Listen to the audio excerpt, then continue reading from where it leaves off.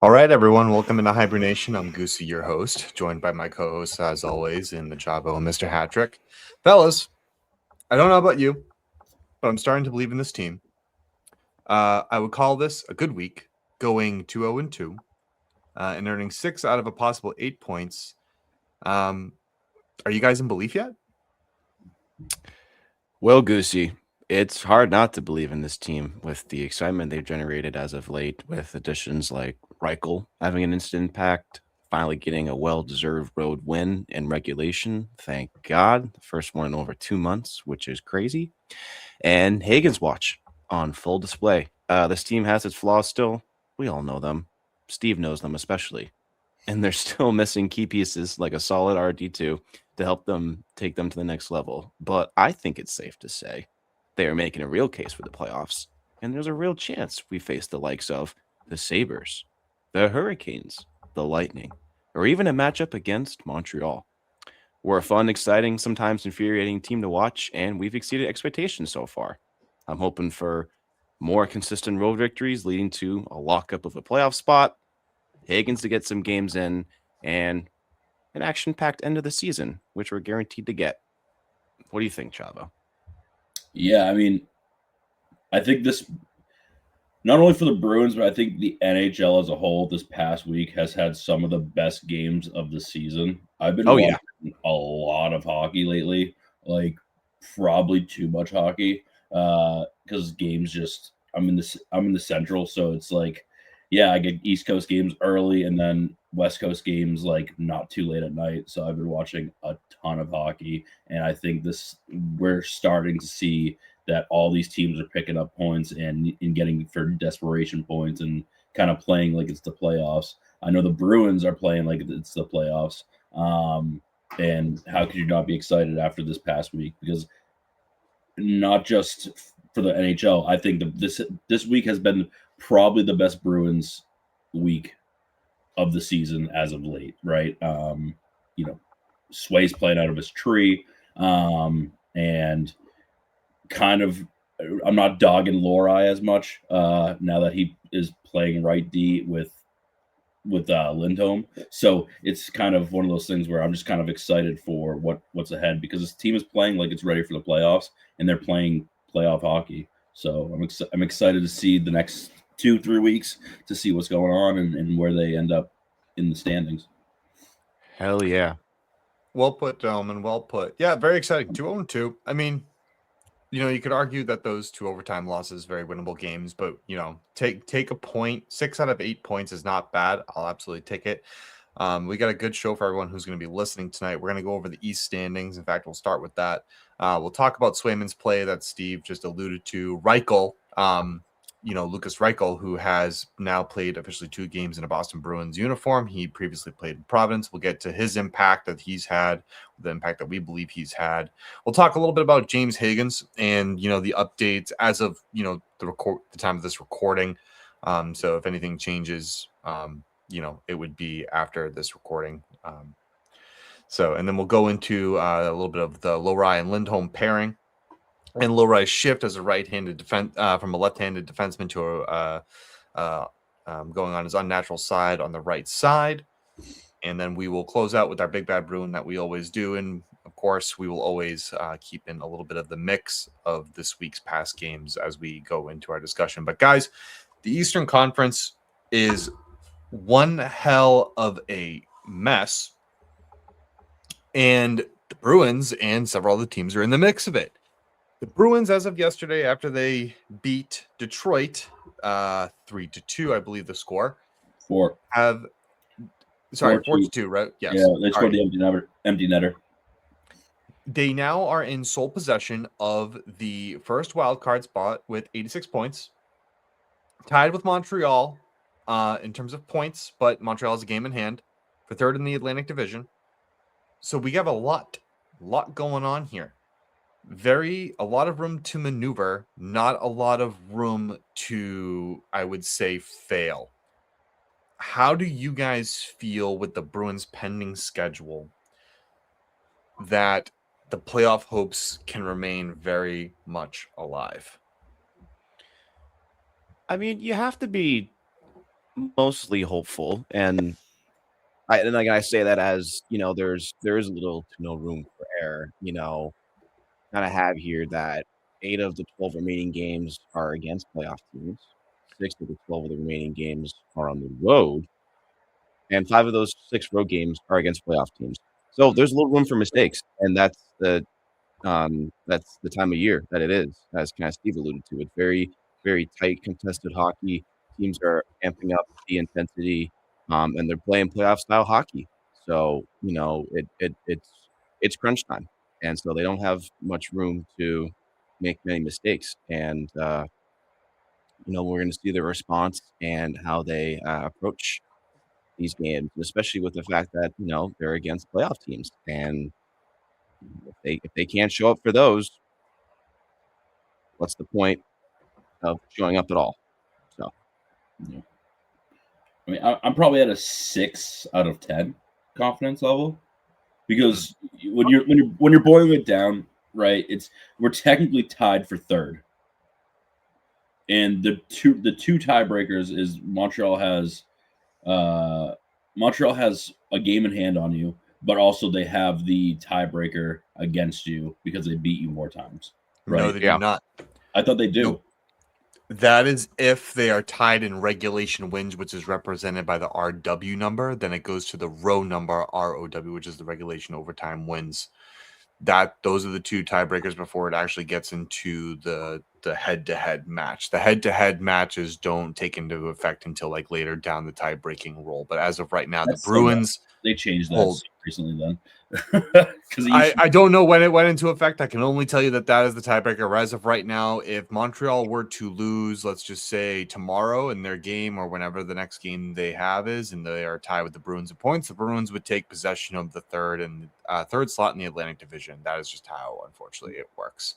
Gross, but either way, stop relying on Montreal to lose because I kept watching them this week just to watch and praying for their losses. And every time I turned on the game, they were down by a goal or two, and then they miraculously showed up and won the game. So I just hate Montreal, and I'm wanting them to lose even further. But I'm happy with the wild card 1 spot because of where it comes out. But I do think they can make the playoffs. I think it's going to be a tough road. They need to definitely start taking away some road wins.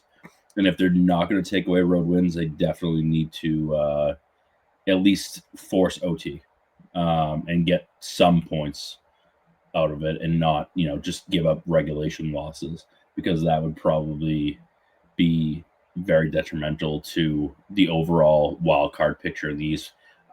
It's nice because Columbus finally is in a spot in the Metro, so they're not necessarily nipping at your heels. So it kind of takes a little bit of pressure off of the Bruins because that team was definitely got some dog in them. And the Islanders are kind of falling apart right now for whatever reason. So you're going to see a lot of shift up and down between Islanders and Columbus in those standings for the wild card.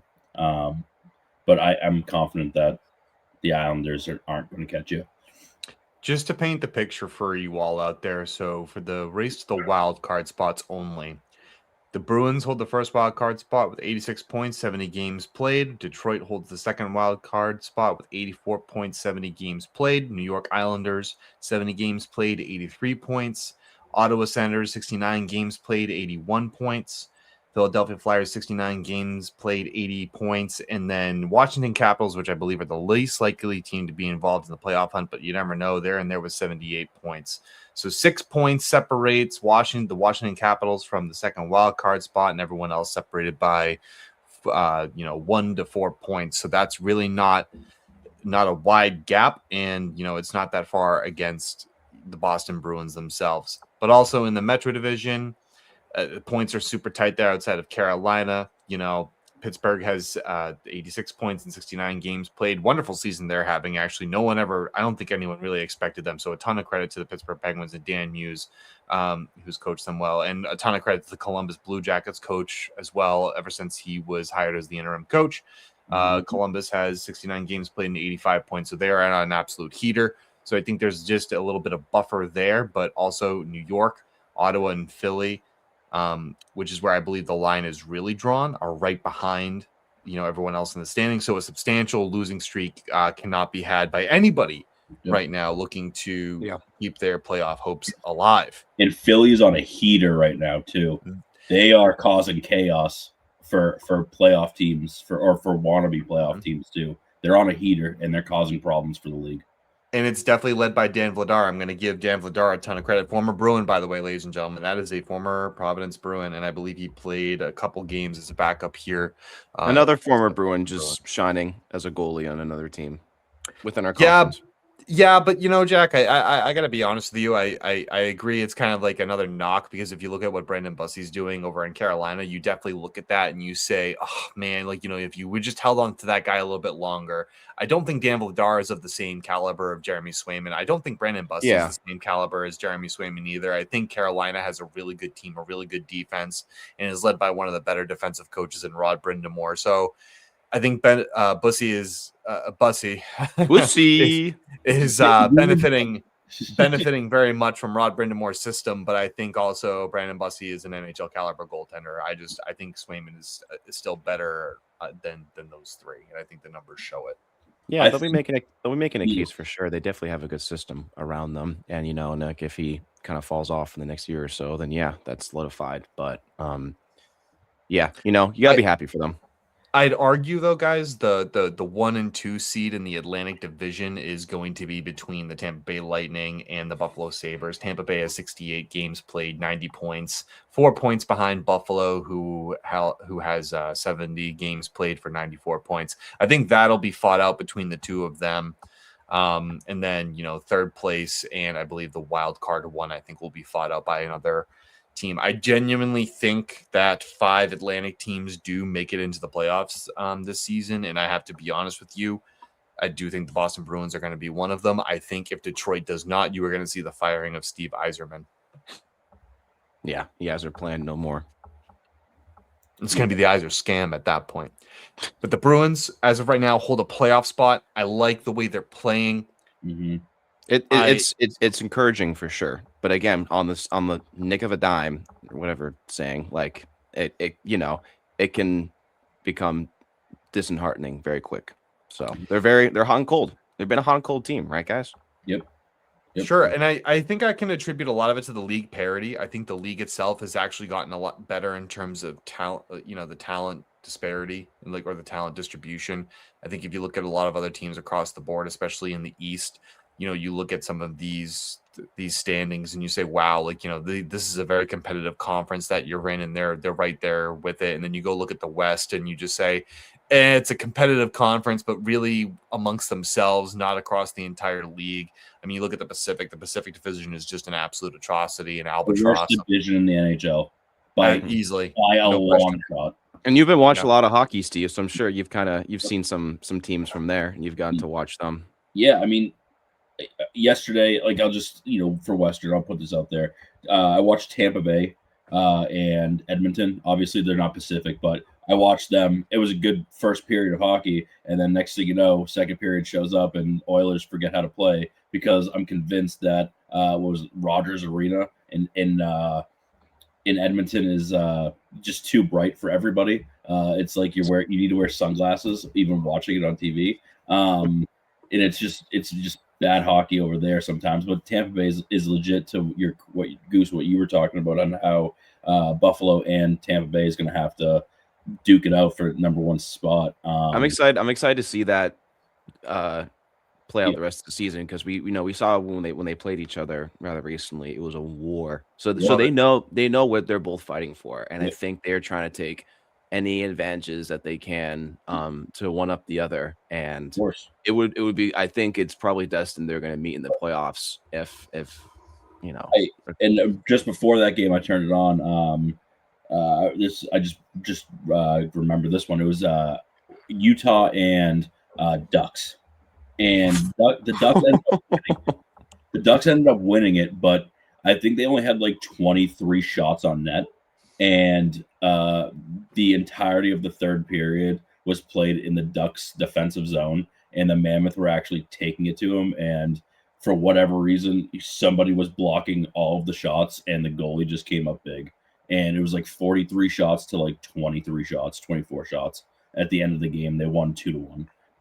It's just like the caliber out west is just not that good. And, obviously the Ducks are number 1 in the Pacific. They got 80 points. They're not even, it's like they shouldn't even be in the playoffs if you're minus 8 differential as well. But I Yeah. think that actually might be a really fun, wacky first round series if things shake out as they are, because again, even the West is tight as well. I mean, Nashville has now moved up into the second wild card spot. So Yep, we'll have to wait and see. But that could be a really goofy first round matchup, but it could be really good. Yeah. Jack, and you mentioned earlier, we're gonna go back and pivot back to the Bruins playoff chances. First of all, Money Puck has the Boston Bruins having a 77%. I'm rounding up, by the way. I'm not going to do a decimal point here. About 77% chance that the Bruins make the playoffs.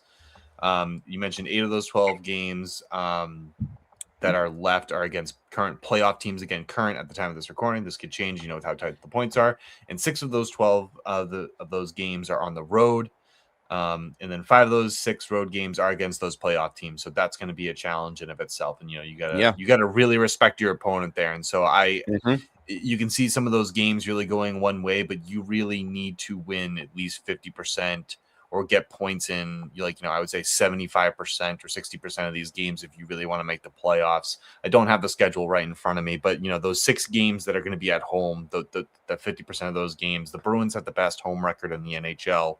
And that stands at, if I'm not mistaken, it is 26-9-1, and then away they're 13-14-7. So they're just getting close to 500 hockey on the road, which I think if you can win one more, that would be great. I do think they have the propensity to do it. They do play Columbus 2 more times on the road, and you hope that they can, steal at least one win from them.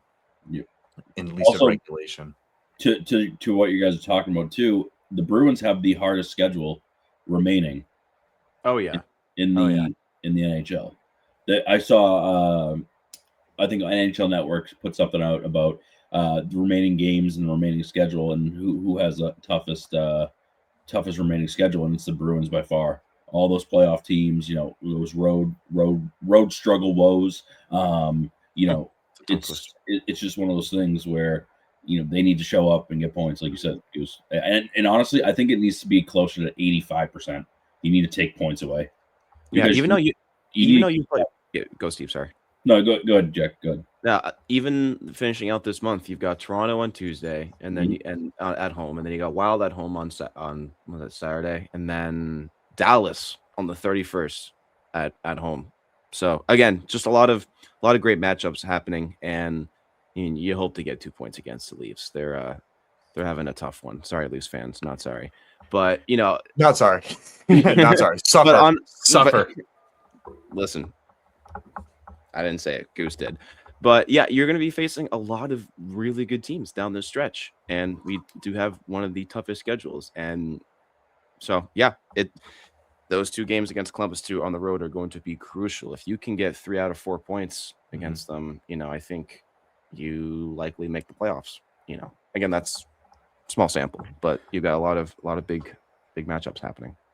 Again, I think if you get 12 points in those 6 home games, you're in the playoffs. I think if you can get in with 98 points here, it's just going to be a grind, but you might also need some help there as well. So, I mean, I think if you look at the schedule and how the Bruins have taken through adversity this entire year, I mean, they've definitely overachieved and exceeded several expectations. I don't think anyone had the Bruins in the position that they were in. I definitely can tell you that on the Pucking Around podcast, I had the Bruins at 7th. I thought they were going to be fighting with Buffalo.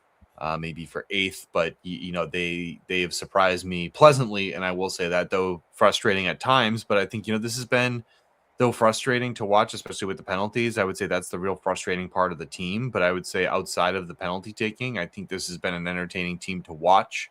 I think I love the second line of Zacha, Arvidsson, and Middlestat. It's good. Like what Marco Sturm is putting out there night in, night out. I mean, I still question his shootout choices, but thankfully that's not a determination in the playoffs unless you get a penalty shot, which you're so unlikely to get a penalty shot. So at least I think the shootout concerns will be eliminated. Yeah. He should have got that. He should have got that. But I think it's been a good product that they've at least put out for what they've been given. And I think it's just something that we can look forward to. And it's playoff hockey too. I mean, all you have to do, and then the players say it all the time, guys, like, you know what I mean? It's just, you got to get in. And once you're in, anything can happen. Anything can happen in a 7-game series. You know, I mean, if you go back to 2022, 2023, no one, I think, expected Florida to take it to 7 games and then beat the Boston Bruins. You know, and there's Why'd so you have many to do other that, Goose? I mean, no, but really, like, you know, there's so many other opportunities. If like you look at that, you know, in 2011, the Bruins were, I believe, the 7th seed, and they took Montreal to 7 games, Tampa to 7 games. They swept Philadelphia. I don't know why I said Florida, like, you know, as revenge for the 2010 season. And then they go on and they beat the heavily favored Vancouver Canucks in 7 games. And the Lightning too. People thought they were going to get blown by the Lightning. Yeah, Rolly the goalie was playing sensational, but that game 7, I think it was a 1-0 game, right? And wow, like, you know what I mean? It's just it just goes to show you, like, you just never know what can happen. You can catch a hot goaltender, and then you're off to the races. You know what I mean? It's going to be a wonderful time to watch. So I genuinely hope that, like, you know, the Bruins fans get to enjoy that with Swayman at the helm, man. Like, that's a goalie I want us leading into the playoffs after the astounding victory he had and on our road win, you know, against the not Flames, the Detroit Red Wings. Thank you. Yes. Yeah. So that's going to lead us into the playoffs. The discussion into Swayman, because if there's anyone that's going to lead us into the playoffs, I think it's been Jeremy Swayman. Oh yeah. Since the Olympic break, he has a .930 save percentage, a 1.9 goals against average. He went 6-2-1, and he was stellar against Detroit. Is he going to have some games where he looks a little shaky? Absolutely, but I don't think the Boston Bruins defense is where it needs to be just yet, but you can definitely see spurts where it's getting better. So I want to pivot the conversation now to Swayman's play and how that has impacted our chances of making the playoffs. I see Steve is a little bit indifferent, which, you know, interested to hear what he has to say. Or maybe he's not. I don't know. He did a little this. But yeah, since the Olympic break, he's been absolutely stellar. Incredible stats, and was amazing in Detroit. Had many key stops on grade A scoring chances, and players by the likes of DeBrincat and Kane coming in at you full force and, you know, ripping unbelievable top of the grade shots on you, and you stopped them, you stoned them, and, you know, that's what you get the paid the big money for, the big bucks. You know, he's very well on his way to earning that contract. If he can have a very solid playoffs for us and lead us in a good direction, I'd say he's about earned that contract. You know, you like to see it sustained after, you know, one solid year after signing a really good contract. Well, especially the year after, where you had a kind of a, you know, pretty down year and had to really fight back to earn the love of the fans. But yeah, I am more than confident and excited to have the Bulldog, as they call him, leading us into these playoffs. Hopefully, you know, knock on wood, that we can get in, and he will be a key contributor. Yeah, last night's game in Detroit was by far his best game of the season. Yeah. Like, by far. He was square to everything. He was eating up everything. I mean, the 2 goals that were scored were kind of freak goals, in my opinion. Like, just the way it went down. They were backdoor. They were backdoor, freaky. And then one was just clean. One was just clean. Everyone got beat, right? When Kane passed it over, everyone was beat, you know, and I believe that was on the power play too, or the penalty kill. So they kind of, the PK kind of lost their man there, kind of just staring at Kane. But by far last night, when, you know, when he had the opportunity to make really big saves, he did. He got bailed out once with the crossbar shot. When they scored with 0.0 left. I mean, if they got that shot off a tiny bit sooner, that's a different period. I just gotta say this in the The first goal that was disallowed because of the timer, I'm going to put that on Zadorov because Zadorov left his man wide open, and Zadorov actually had to turn around and try to quickly recover from the botched coverage. I Yes, wasn't going to put that on Swayman no, because I would. Swayman was Yeah. making every effort to make that save. Yes. The shot off the crossbar, that was just a goal scoring elite shot. That was just top cheddar, and Just I'm not exactly missed by a quarter of an inch. Best of the best, and you're gonna get those shots, especially in the playoffs. And if you're only letting in like one of those really like straight head on shots against you and like a back door, maybe you're stoning everything else. That is more than what you can ask for your starter. But yeah, a lot of responsibility is falling on him and continue to fall on him. And if we go into the playoffs, it's been some time since he's shown bright lights in the playoffs. And again, because we didn't make it last year, but can he do the same? Playoffs are different than regular season. Like Goosey said, anything can happen. So he has to be ready for that. And he has to step up and do the job that he did in the first round against Toronto in 2024 and even better, because this team is not as strong as that team. We're only a little bit less strong than that team because they, 23-24 Bruins, we were kind of missing some key pieces and we relied a lot on the play of Coyle, of Pasta, of, Marshy and such. But it's going to be interesting. I'll get to why I think that this team is better than the 23-24 team. I'll get to that a little bit later. So I'm going to keep that in the back of my mind of why I think that I shouldn't say that right now. I think not right now, but they have the potential to be, and I think you guys know why that potential is there.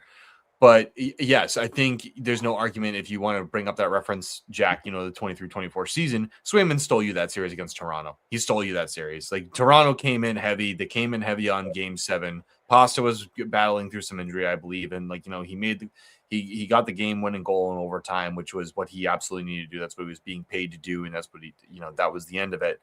But then, in Florida, like arguably you were saying, like Swayman was doing everything he can that could keep it. And Florida was just a better team. There's just no question about it. Yeah. I just bring it up as it's, you had a, again, really good goalie who helped steal you some games in the series, and you were lacking some things within your roster and you kind of overachieved to a sense. And, I remember that year they started, like they had an amazing start. It was something like, I don't know, but they didn't lose a game for a bit, and also they had a lighter schedule and not as hard teams or whatever. But yeah, you're just gonna need Swayman's play to continue and to get better when the bright lights shine.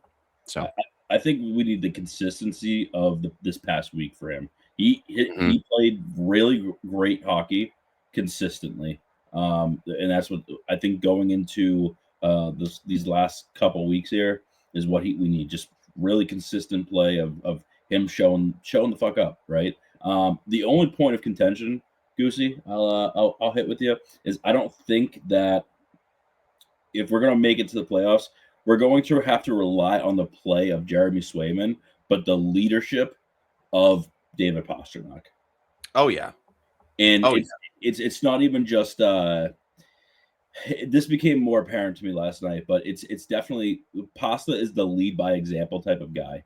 And I think his play over the past 10, 12 games has been lights out, unbelievable, and he's willing this team to make it past anything that's thrown at him. And he's really showing up and leading the team, not necessarily, with the verbal or whatever it is. He's going out there, making the right plays. Like the play last night where Kusadinov scored on an empty net.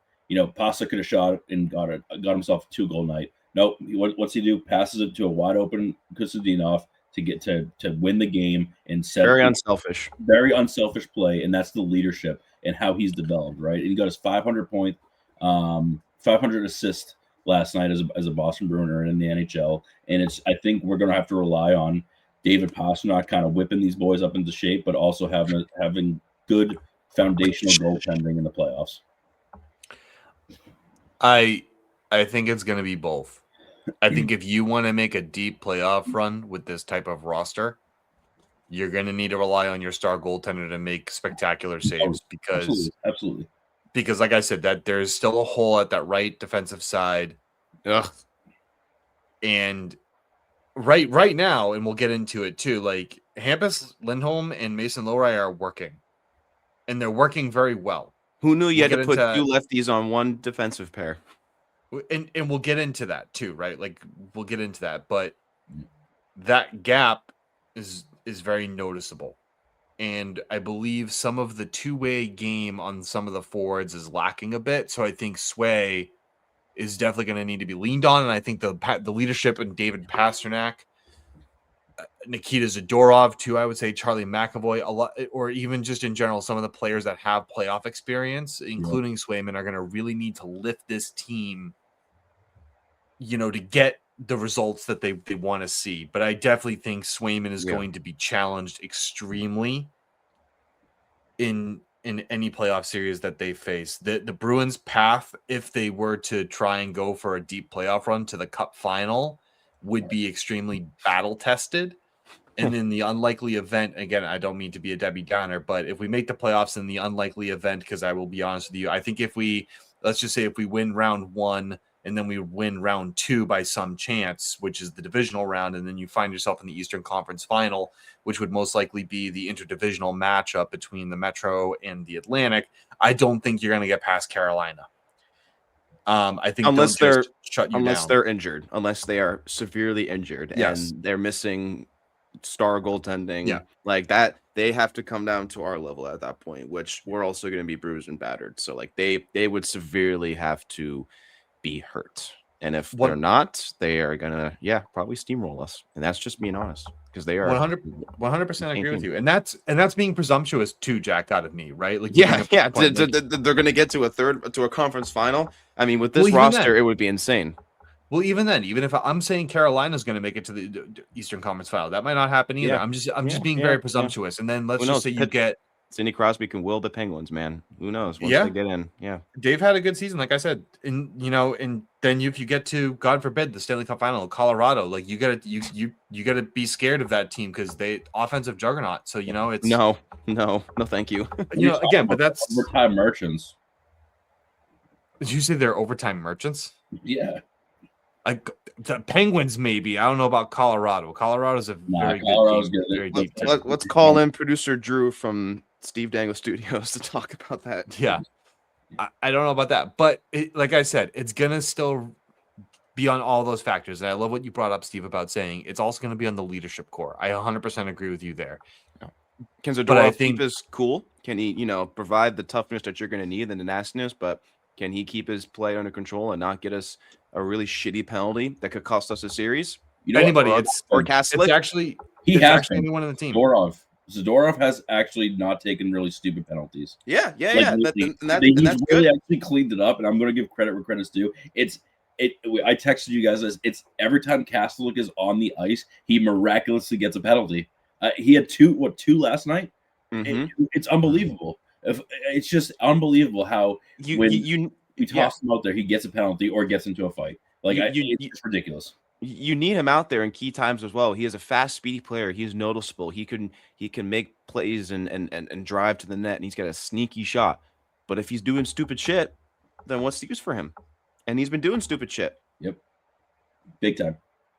However, I will say this. One of the key identity lines going into the playoffs of the Boston Bruins, and then we're going to move on to another key piece that I think has been pivotal since they've made it onto the Bruins roster, is that the fourth line has become their identity line. Jeannot, Corrali, and Kastelik have been playing well. They've been hitting hard. They've been going into the corners, and they've been making it difficult for the other team to kind of get going the other way. So I think what they're doing is great. It definitely reminds me a little bit of the Gregory Campbell line way back, in 2011, hard hitting, not afraid to go into there and make the difficult, hit, or the Corrali, Wagner, and who's the other guy? Why am I blanking on him? He got tripped. Noel Chari. That line in 2019. Yep. That was a really big, fourth line as well. Our fourth line started last night to get energy going. Sure. And to be fair, goes to your point, that is very much how the Boston Bruins operate, right? Their fourth line has always been their identity line, where they just put bigger, faster, body bruisers out there to just kind of beat the shit out of other teams. That's always been their like identity. That was what And Sean Thornton did every single shift. He had a couple highlight reel goals, but he went out there and he kicked your ass up and down the ice.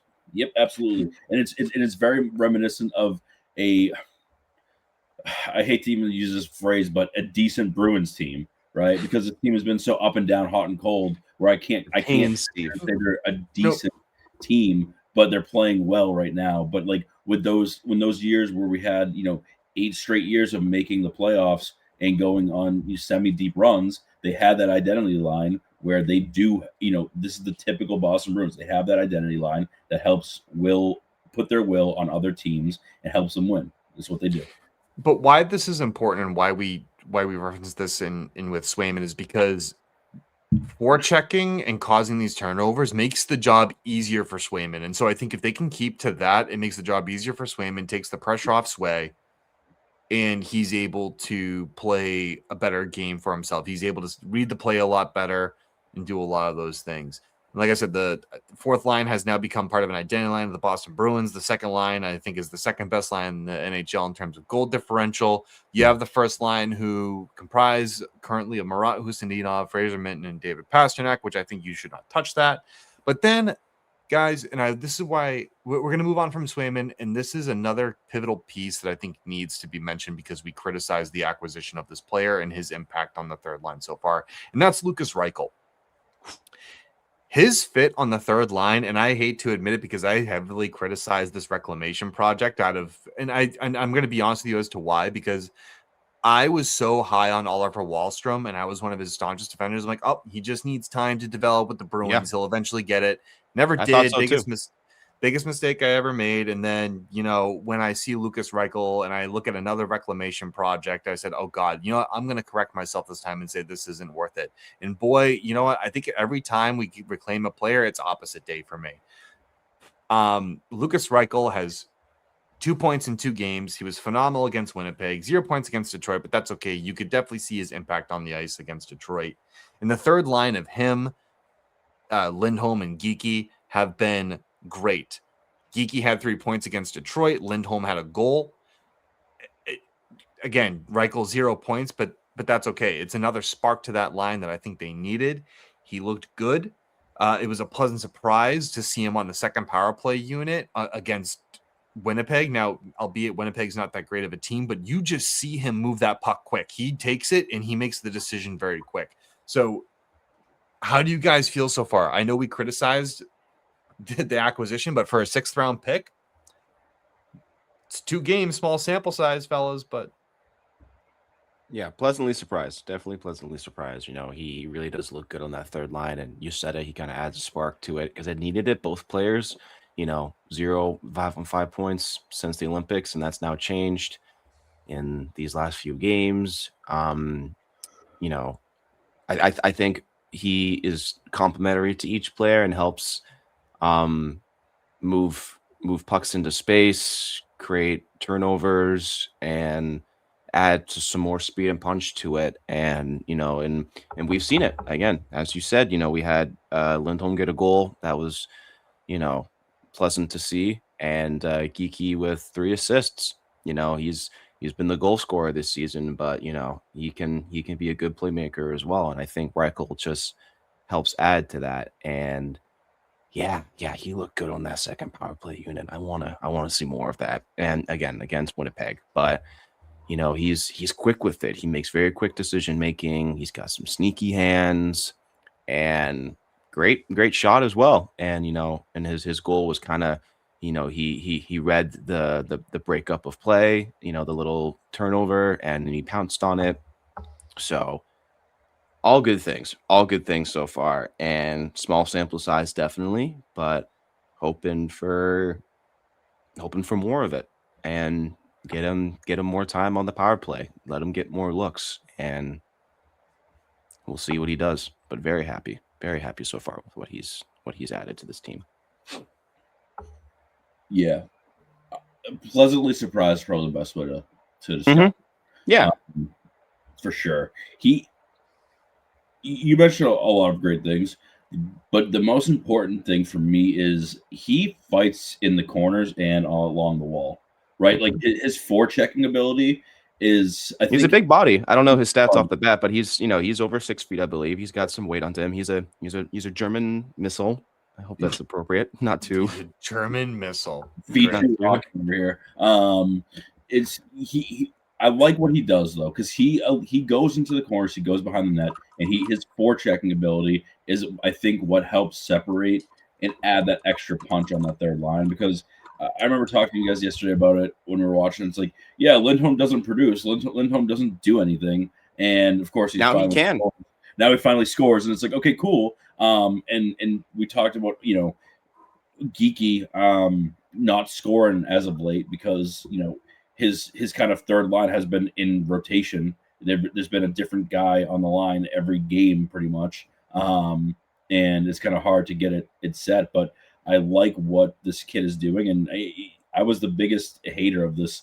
I just thought it was a certified AHLer, but he's adding value.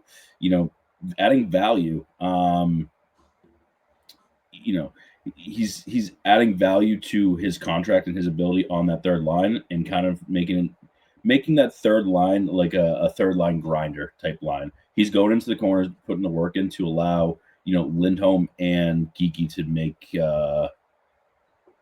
make plays, because again, Geeky got 3 points last night, so that was a big night for him. He hasn't scored, but he got 3 points, and then Lindholm finally scores too. So I think that combination is really kind of working, and I'd like to see more of that too.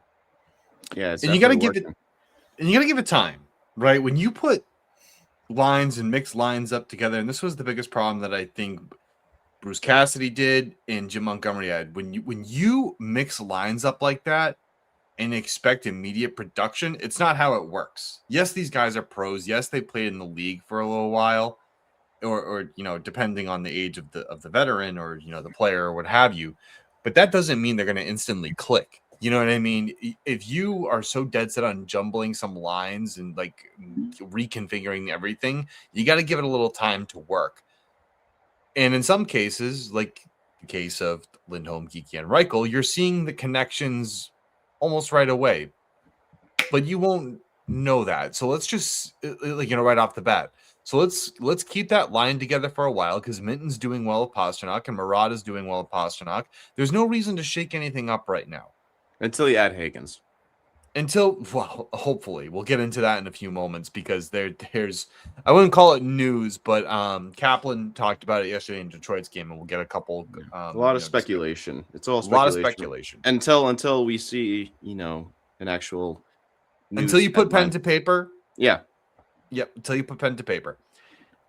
But ultimately, the lines are working with what you have. I don't need the fourth line to score. I just need you either, what is it, Steve, that you said? You either tie your shift or win your shift. You don't lose your shift. And I think that's one thing that if the Bruins can hold on to and keep their mentality, then they're doing something right. But I think Lukas Reichel has been a fit on the third line. I don't know if I want to see him any higher than that. I like him where he is. I think he's an impact player where he is.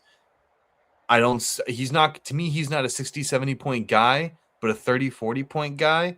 I'm happy with that. And then if he can somehow turn into a Geeky type player where he's going to be a 50, 60 point player, I'm even happier. And if we can get another contract like that under the books, I'm happier than a pig in shit. So yeah, we could definitely take that. But I will be the first person to admit that I was wrong on Lukas Reichel, at least for now, until he proves otherwise. But right now, he's acting like a really good fit, and he seems really determined. Yeah, he's working for it. He's putting a lot of effort in there. He's making himself noticed, right? He's making himself noticeable, for sure. And I guess that kicks it off to my issue is, if it ain't broke, don't try to fix it, right? So now we'll get into the speculation of Hagens, right? So now we got 4 lines that are actually kind of, for the first time this season, where I feel that, our lines are kind of working, our goalies are kind of, flowing. Now we got Hagens, and we're going to throw another thing into the mix. Where do we put him, right? Where do we where do we, if he signs and he goes right up to the big club, where are we putting him? So I want to give you guys an update on the whole Hagen situation before we get into the conversation. So Boston, for those of you who don't know, Boston College's season had come to an end on Friday evening with a loss to UConn. I believe it was 4-3 in overtime off of an insane bounce. Like, it was just absolutely crazy. And we already saw one BC player get signed. I'm sure there were others, but I noticed one on Twitter, and I can't remember his name, but the New York Rangers signed one of their prospects out of Boston College. And it's anticipated that James Hagens is going to sign with the Boston Bruins relatively soon. Now, I had originally said that it was going to happen either Sunday or Monday. I'm still going to hold on to that. I would have liked to see the news out today, today being Sunday, that he was signed. And they're giving speculation that Don Sweeney wants him to play a game or two in Providence. It's kind of very vague how Kaplan presented it, but it doesn't seem like James Hagen's camp wants that, and I don't think James Hagens wants that either. I will go out on the whim and say that James Hagens does not need the AHL. Not at this stage in the Boston Bruins season. Yeah, definitely for where we are.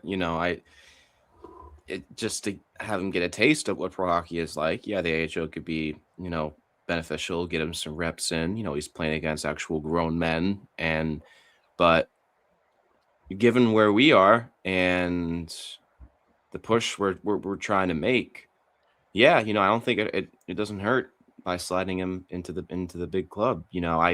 I think we do have to tamper expectations. This is a very special player, and he's going to be very impactful for the Bruins moving forward. But going back to what our amazing guest Billy Jaffe said, it is a big jump, and to go from playing against UConn to the likes of Minnesota, Dallas, Columbus, Toronto, that's huge.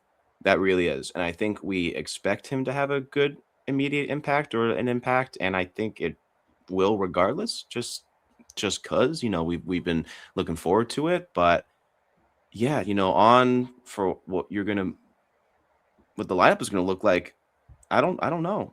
That's something that we can unpack a little bit, but it would suck to take someone like Kuzi out of the lineup. He's been playing so well, he's proved himself, and other than that, I don't know.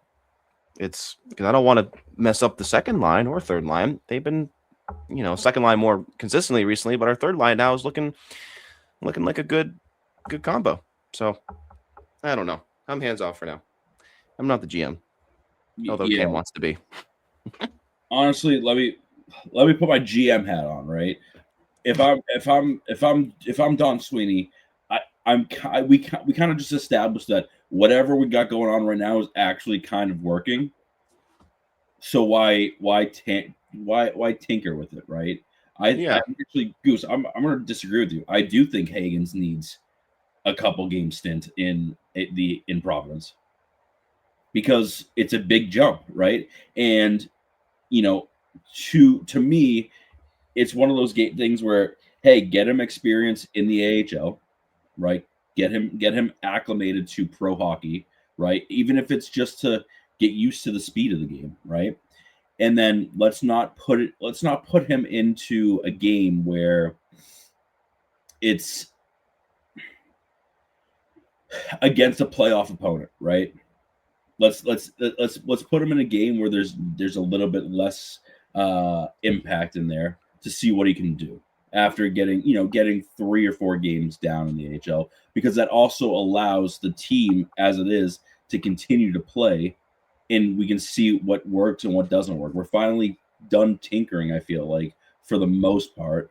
But do I think that it's important to get him signed? I do, because of the depth piece, right? When we're talking about going into the playoffs, you're going to need depth people in case people get hurt. People are going to get hurt, right? So in case God forbid someone gets seriously injured, we're going to have, and they just so happen to be a wing, we can have a Hagens who's been in the AHL playing, getting accustomed to the speed, hop in a little bit easier from college to basically pro as in not have that kind of big stunt or like growth stint, whatever it is. I think it would be beneficial to get him signed and get him playing at a higher level of hockey where the speed is much faster. That way, in case we need to add him in there or we want to add him in there, the transition will be a little bit better. Yeah, I'm gonna definitely go with what Steve said. My point kind of was a little mixed. I was like, oh, but where the Bruins are, it actually might be good to insert them in. But when you look in, because it just would be exciting, and you think you could maybe have an impact, but also if it ain't broke, don't fix it. And it is really important to get that experience and stuff. So Steve kind of reiterated more of what my thoughts were at. But Mr. Cameron. See, I actually disagree. I don't think a guy like James Hagens, who was drafted 7th overall, with the skill set that he has displayed in the NCAA, the World Juniors, you got to sit Marat, or you can waive Steves or something along those lines. You don't necessarily have to play him right away. You can sign him, get him a couple practices with the big club. I just don't like the idea of signing him and then wasting him away in Providence for the rest of the year. I think the best way you could go about doing it, if you want to see him play in Providence, you sign him, you give him the remaining 13 whatever games the 12 games that the Boston Bruins have. You give him an opportunity to play in those 12 games or in and out of that game, have him learn it. And then if the Boston Bruins end up not making the playoffs, or if they don't feel that he is the impact player yet within those 12 games and they're in the playoffs, you send him down to Providence and then you have him play in the playoffs with Providence to gain that experience. I don't think a guy of Hagen's skill set would be detrimental to put with Pastrnak and Min. In fact, I think that is exactly what that line needs. While Husnudinov is great, I need Pastrnak to score more. And, you brought it up perfectly, Steve, earlier when you said Pastrnak could have shot at the empty net. Instead, he passed it. We need to stop doing one too many passes, and I need to see a lot of our goal scorers actually take that accountability. And I think James Hagens will hopefully provide that bump. And I think Hagens is also determined. His camp had basically said, and this was reported by Kaplan, that she said that he wants to understand the best path forward in order for him to play a full 82-game season. Now, what that entails, we don't know. I am just not convinced that Providence, with the roster that Providence has, is going to do him any benefit. Also because of the schedule that Providence has coming up, because it's relatively weak. Even if it's to get him up to game speed, it's not going to do much for him in terms of the dynamics of the game. That's a pretty good roster in Providence, though. It's not like they're bellowing out. Like, they got a really good team. They're probably going to make a run for the Calder Cup as well. And I think their odds to win a Calder Cup are very high. Pretty good team. They're higher than the Bruins winning the Stanley Cup. I'll give you that. But I just don't think at right now, if they're going to say go play 3 games down in Providence or 4 games, the Providence Bruins schedule in the next 4 to 5 games is not the strongest. So it would do Hagens a disservice if it's just going to be a weak schedule. Like if it was playing like the Vancouver Canucks for 5 games in a row, you know what I mean? It's not going to do him anything outside of just being like, I'm going to just skate circles. Well, I think the kid needs a challenge. We still lost to Vancouver, though. Yeah, and it's still a jump, though. Yeah, in a shootout, but that's because Marco Sturm didn't know what he was doing in the shootout. Yeah, but we should, if they're really that terrible, we should have beat them in regulation and not forced a shootout. We had an overtime and a whole game to go through it, right? I don't think that comparison is really fair to what. But I think you understand my point. You're trying to make. I think you understand my point, though, and I think if you actually had a guy like Hagens in your lineup, I think you beat Vancouver in regulation. But that's just my point. And I guess let me ask you this, though. Is it your main concern that Pasta starts scoring more? Because to me, without Patrice Bergeron, we wouldn't have Pasta scoring as much because they had that playmaker in Patrice Bergeron to set up these goals, right? So is it now that Pasta is now one of the older guys on the roster? It's now become his job to also contribute in the category of apples and assists to actually make other players around him that much better. Like, to me, I think it's shown great veteran presence that it's like he's still scoring goals, he's still making things count. He like people have been dogging him for the past 20 games or so about how he needs to score more. Past 10 games or 12 games, he's been scoring and getting points, but he's also bringing up other people and getting assists and making sure everyone eats around him. And I argue that even if Hagens plays on that first line with Pasta is going to get more assists because everyone is going to be covering Pasta like they normally do, meaning other people are going to be open. He's still going to be the playmaker and not scoring goals. He's going to get people around him to score goals. And you hope that Hagens takes that role eventually, or someone, yes. And so he can be more of a goal scorer. Going back to what you guys said, but yeah, I think you guys both present two sides of the coin. Get him some big club action, slide into a line where he might actually be able to benefit and do better with a more consistent schedule versus utilize him as a depth piece, get him some time in Providence, work him up a little bit, with a pretty talented Providence roster. Either or, I see him finding success and he's going to develop, and his development starts as soon as he, not right away, but like it kickstarts once he signs that contract, and then he is moving up to the pros. Again, it's a big jump. So I hope we utilize him properly and Sweeney does not wreck him. I don't think he will. I would like to also note that it would not be the first time that they sign a player and immediately slot him into the lineup. I believe one example was Mark McLaughlin. They did that. And I mean, yes, Mark McLaughlin, though, was not exactly he was not the talent caliber of James Hagen. I think Charlie McAvoy played a game or two down in Providence. He played a handful in Providence and he looked okay.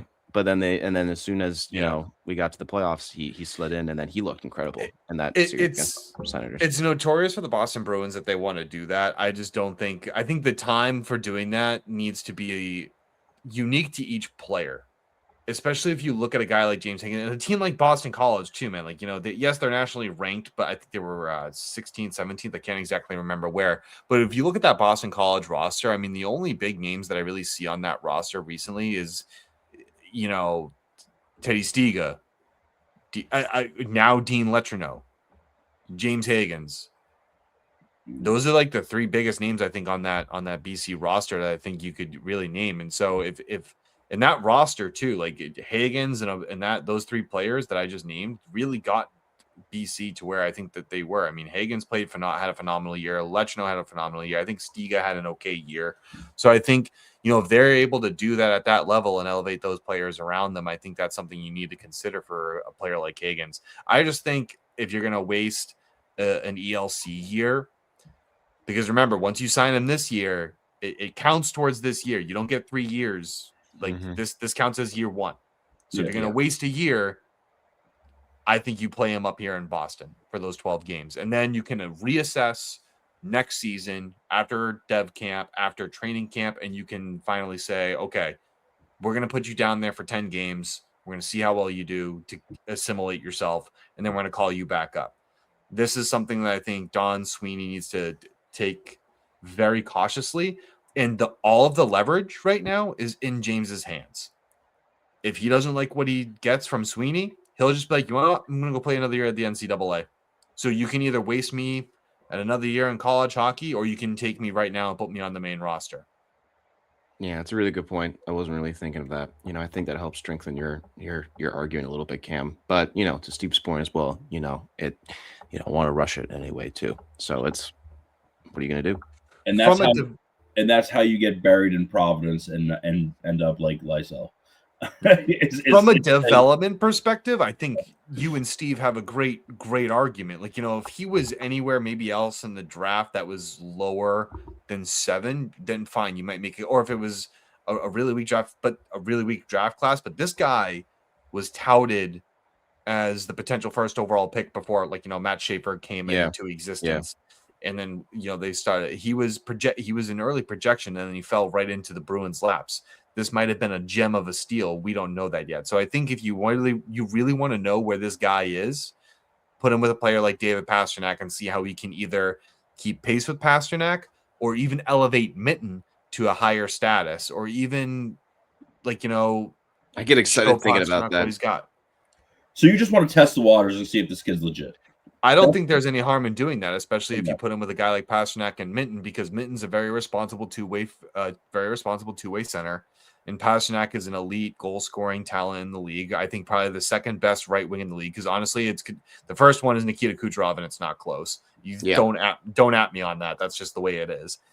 And so I think there's no better people I think than to play him with than those two players, so that way he gains some sense of comfort. Otherwise, put him with Lindholm and Geeky, and then you can either swap out Reichel and Marat and just figure out some stuff and rotate some guys in there, and then that way you have two NHL veterans in the league to also welcome in James Hagens. Those are the two options I see. Boom, mic drop.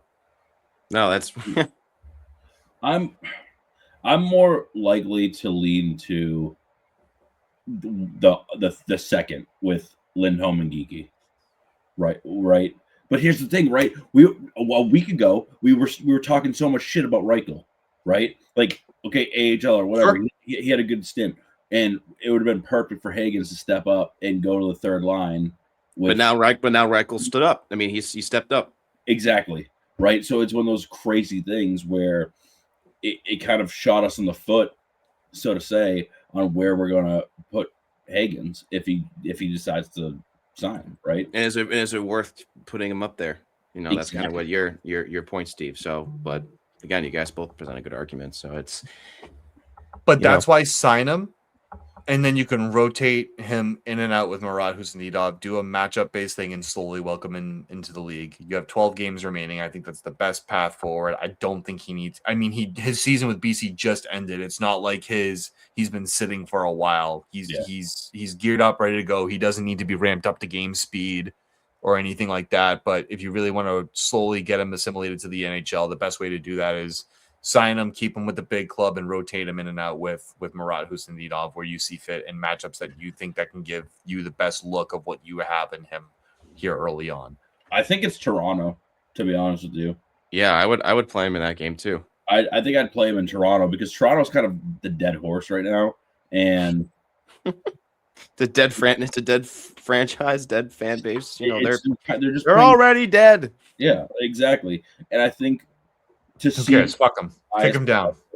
Yeah, but I think to see his highest potential, you put him out there against Toronto to see how well he meshes at the speed of the pros, right? Yep. And Toronto's one of the faster teams. They got speed still, even without some of their players. So you still have to respect that team. They can, though they're aiming to tank. You still have to respect them, because no team. No athlete ever wants to just willingly lose. Weren't you just saying, who cares? Fuck them. Fuck them. Yeah, no, seriously, who cares? Fuck them. But, like, you still got to respect them. Yeah. I said, who cares? Fuck them, in the sense where it's just like, I don't care how sad they are. Pound their D until they've got nothing left.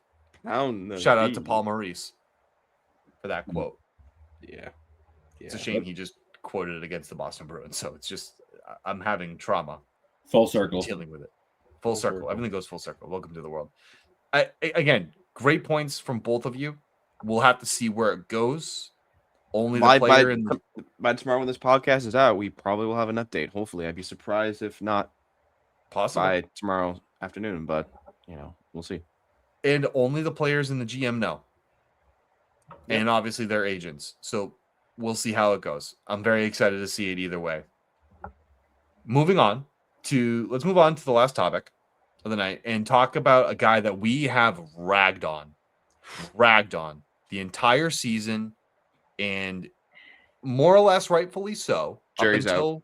Recently. Yeah, jury's out on him. Jury's out. But and we were some of his staunchest defenders last year in the couple of years, and that's Mason Lohreiis. Tall dude, skinny dude. Love him to death. But God, does he irritate you and you love to hate him and you hate to love him sometimes. But ever since he has moved over to the right side with Hampus Lindholm, he has been a completely different player. You know, I guess moving to your offside can do that. It can have a very adverse effect, but it's worked. It has worked for him. He's playing better on the offside, and you know, Hampus is doing okay, but making some mistakes. You kind of worry there if he's a little worn down and he's kind of made of glass. So, you know, if he's really not playing to the best of his athletic ability, depending on where his body's at, and likely adjusting. But yeah, you know, you would like to see us on his natural side, but if it works here, then keep playing him. Let him, you know, develop more and understand the defensive responsibilities and reading them better. And yeah, it's a pleasant surprise for sure. And I've like one thing we criticize him about is not using your stick properly and using your reach to your advantage. And for some reason on this side, like I've seen him have a more active stick and like literally poke that stick, and it's encouraging to see. So you know why? Why is that, Chavo? All right, because he's a left-handed shot, right? His top hand is in his right side, is on his right hand. He's closer to the boards on his right side. He can be more active and guard and keep people to the boards as with the opposition of, because you usually want to keep things in the middle. But from the research I've done is if you're trying to keep people to the outside, it's pretty good to have your dominant hand on.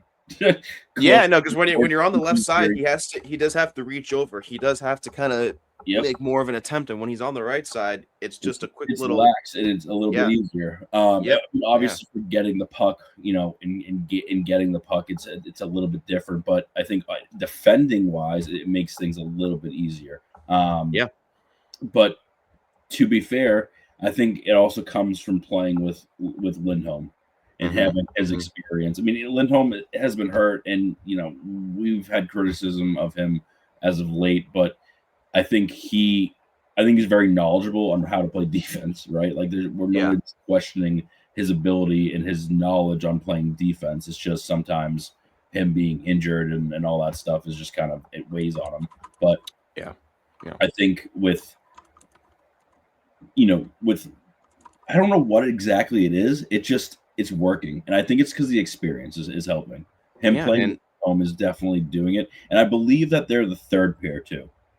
I believe that's they're not. Second. Peak's going to be third pair then. Zadorov plays third pair with either Peak or Yoki Haru. Got you. I mean, it depends on the night. Admittedly, it depends on the night. Yeah. Because sometimes Zadorov and Peak will get more play time than Lindholm and Laura. Yeah. Marco Sturm plays a very matchup dependent kind of defensive style, and I think it's worked out. Yeah. And I guess we should talk about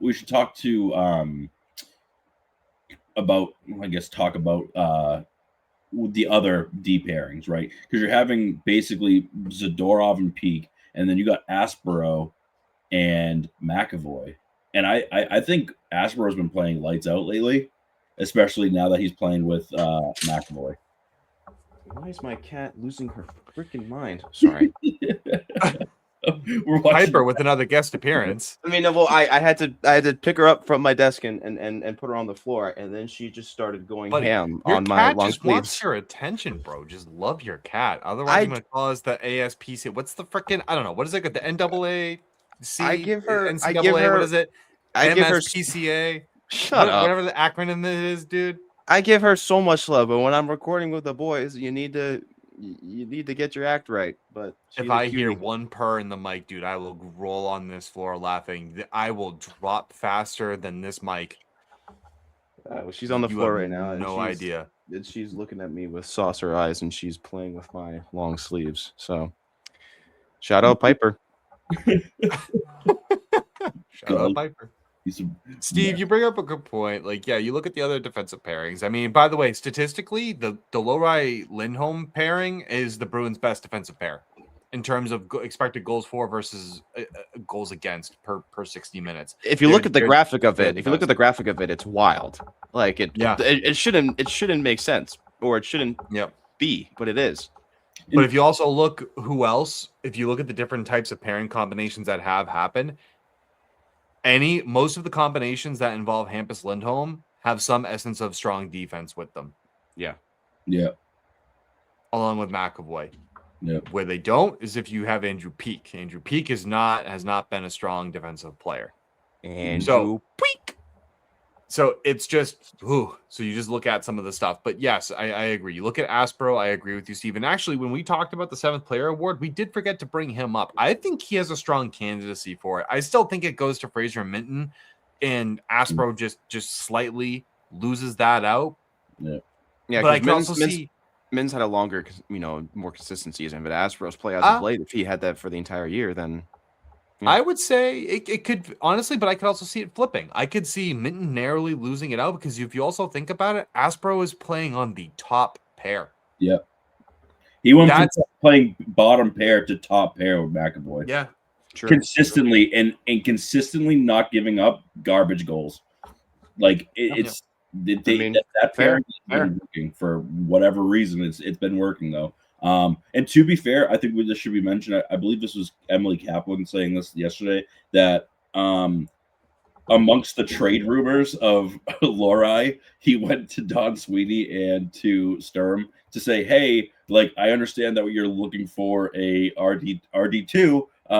I can play RD2 if you really want me to. Can you just imagine him like knocking on their office, being like, guys, can I talk to you about something? Don't trade me. Just so you know, before you trade me, I can also, I'm ambidextrous. I can flip shit. I'll play the right side if you really want me to. If you really need me to. Please don't trade me in front of my sister. Like that's just real. It.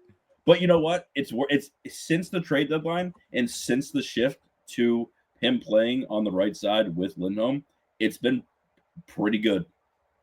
Yep. One pair I'm not impressed with is Zadorov Peak. In fact, I would just keep Jokiharju there.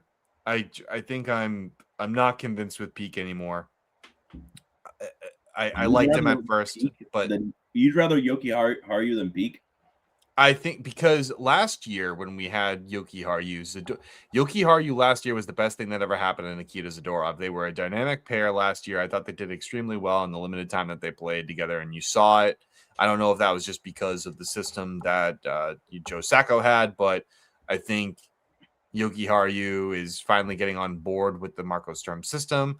And for some reason, Jack right now is playing with some pasta. Probably because of Piper. It's probably like a thing on a string. So it's a very you're gonna hold on. So the cat is gonna attack that, and you just decide to put it right in front of your face. I was full on waiting for your cat to just jump up and full claw at your face. She's looking at me right now. I gotta keep it over here. It's I don't know. It's a cat toy, and it's like. Oh, I understand what it is. It's supposed to resemble like a bird or something. It has a lot of. It's like a donut on a string, dude. Well, it actually has a lot of cool, like not real, but like feathers. I don't know. Please tell me, Steve, that you were also just waiting for that cat to absolutely just jump up onto Jack's face, because we would have had to cut that as a blooper and probably would have had to end the episode right then and there, because I would not have been able to recover. Yeah. Oh God. All right. No, you get. Hey, listen, you want to play with your cat? That's okay. I don't mind that at all. I was just concerned for your safety. I'm trying to be very engaged here. I am, but I also have a cat who's looking at me with saucers in her eyes, and she's like, "I'm definitely calling the MSPCA." What was her name? Alyssa McLaughlin. What the fuck is her name? I'm recording a podcast. I love my cat, but she's being. I'm recording a podcast. I love my cat. Boston Bruins hockey. Yeah, she's been a nuisance. Back to our regularly scheduled programming. You can't say that, Cam, or else it's going to look like I abuse my cat. I don't do that. You know, I was almost gonna joke about, but like, yeah. By the way, Jack abuses his cat. I can't do that because you're gonna wake up one morning and you're gonna have like the MSPCA knock at your door, like, "Hey, so we were listening to this podcast. We're just doing a Like they're safety gonna check listen on your to cat." our HiBruiNation broadcast. Anyways, back to the Hey, Bruins. man, you never know who's listening. You never know, dude. Someone can be like an animal activist. You never know. Some people are out So Hampus Lindholm and Mason Lohreiis and his very hot sister. there. Wow. Wow. So anyway, so Lohreiis just basically went to Sweeney and said, "Please don't trade me in front of my sister." Going back to the story, I feel like we're at like a campfire and we're just telling stories at this point. Yeah.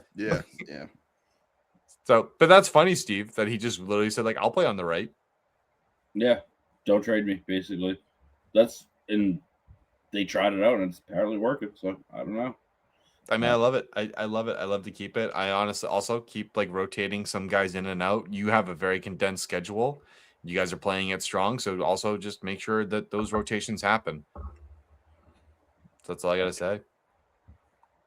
Keep rotating. Yeah, it's very, very encouraging, and it looks like the offside has benefited him, and it might not be the long term sustained option, but it's working right now.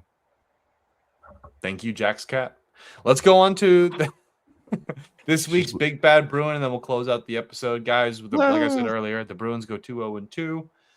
2 rough overtime losses. Again, I think games that you could have easily got that extra point out of, but want to know we didn't really touch on those games, but yeah, you definitely could have gotten more points, but they were back to back. I'll give them that. Like, yes, I could have imagined like losing one of those. Like that's rough. I get it. I understand it.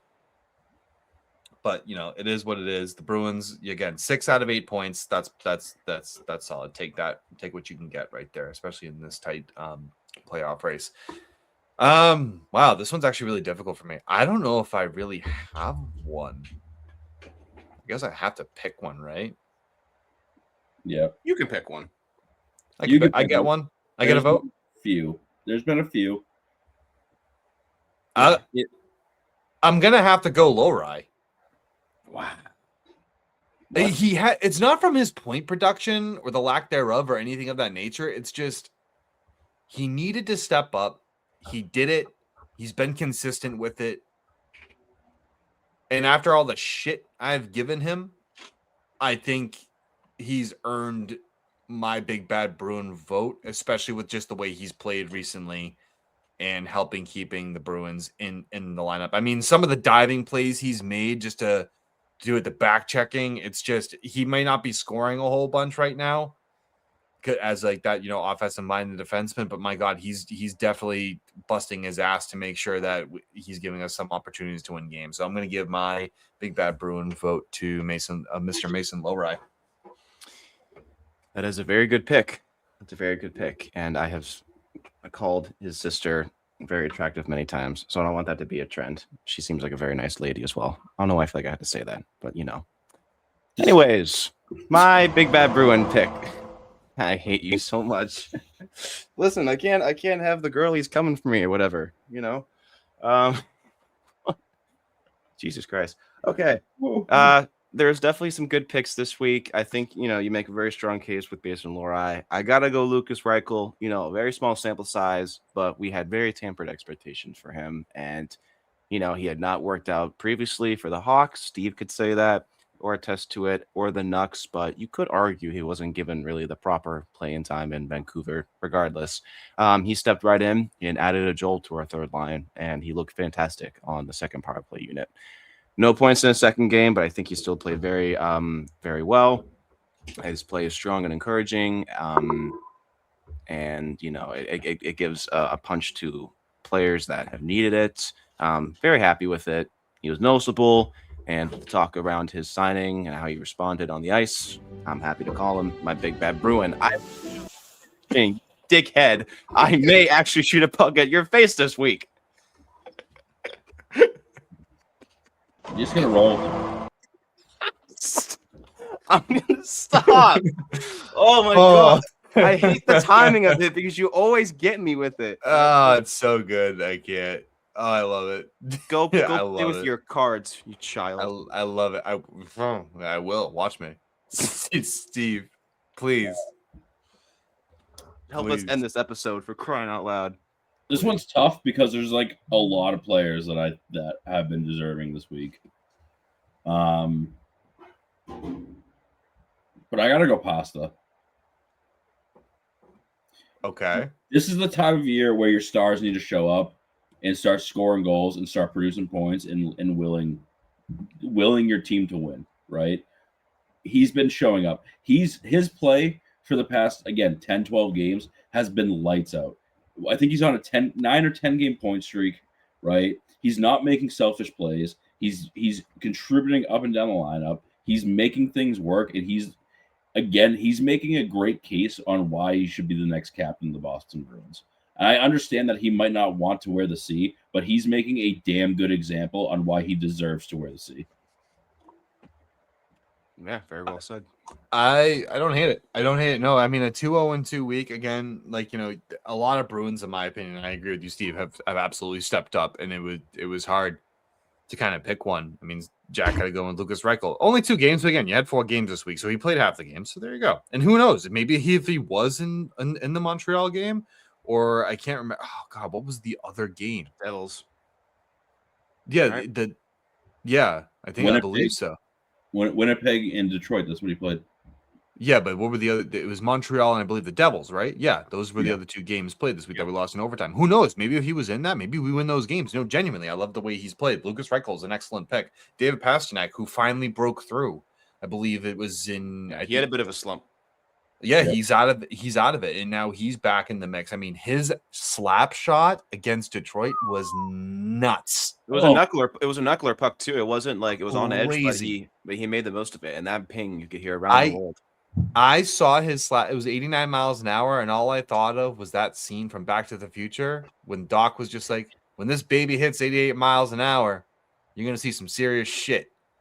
We saw it. It went in. I don't think he said shit, but Yeah, he did. Roads? Where we go? We don't need roads. Come on, grow up. What are we doing? But no, I generally didn't think he said that. I mean, I know he said the quote of what you were saying.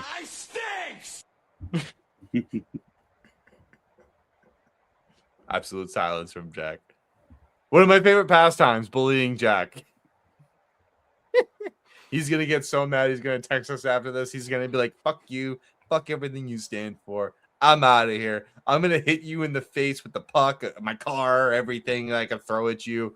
I'm gonna throw my cat's toy in your face. That way she can go claw it." It's a crazy time to be a Boston Bruins fan. It's a crazy time to be a part of HiBruiNation too. Are you done? Yeah. Had to get that out. Cam just goes on a monologue. I should have just played my own graduation song. Yeah. Yeah, I should have. This is why you can't be the only one that has control of the buttons, man. I love the buttons. I'll give you guys control of the buttons. You can have all the buttons. I don't care. I'm an equal opportunist. I share. I love to share. Guys, any final thoughts before we close out? Get some more road victories, man. I'm excited about this team. I wanna be there for first round. I'm gonna be there if they make the playoffs. I'm spending that money. I'm gonna spend that moolah. I want it. Get excited. It's almost playoff time. Yeah. And we're playing what feels like to be playoff hockey. Guys, I have no other final thoughts except for this. Ladies and gentlemen, thank you. That will do it for this week's episode 69, giggity.